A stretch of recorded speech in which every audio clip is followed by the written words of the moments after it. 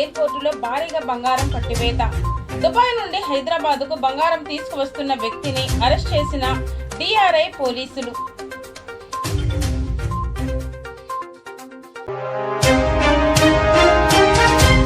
అల్లూరి సీతారామరాజు జిల్లా గంగవరంలో భారీగా ఎర్రచందనం పట్టివేత. అక్రమంగా తరలిస్తున్న 81 ఎర్రచందనం దొంగలు సీజ్. నిందితులను అదుపులోనికి తీసుకున్న ఫారెస్ట్ ఆఫీసర్స్.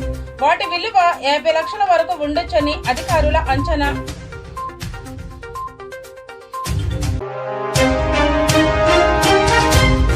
విశాఖ 7 హిల్స్ హాస్పిటల్లో అగ్ని ప్రమాదం.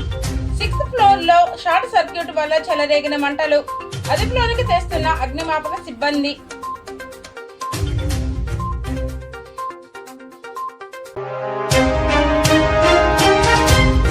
ఏపీ హోంమంత్రి అనితకు తప్పిన ప్రమాదం.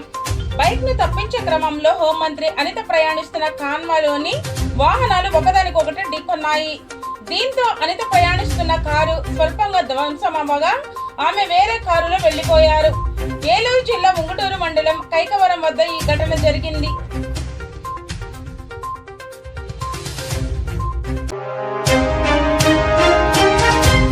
గన్నవరం మండలం పురుషోత్తపట్నం గ్రామంలో ఉపాధి హామీ నిధులు 43.6 లక్షల వ్యయంతో నిర్మించిన సచివాలయ భవనాన్ని శాసనసభ్యులు యార్లగడ్డ వెంకట్రావు ఆదివారం ఉదయం ప్రారంభించారు.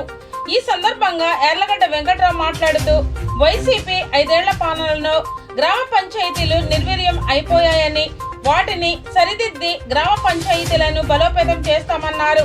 గత 5 ఏళ్లలో గ్రామ పంచాయతీల నిధులను పక్కదారి పట్టించడంతో గ్రామ పంచాయతీలో నిధులు లేక గ్రామాల్లో సమస్యలు పరిష్కారం కావడం లేదని, తమ ప్రభుత్వం పంచాయతీలకు నిధులు మంజూరు చేసి పంచాయతీలను బలోపేతం చేస్తామన్నారు.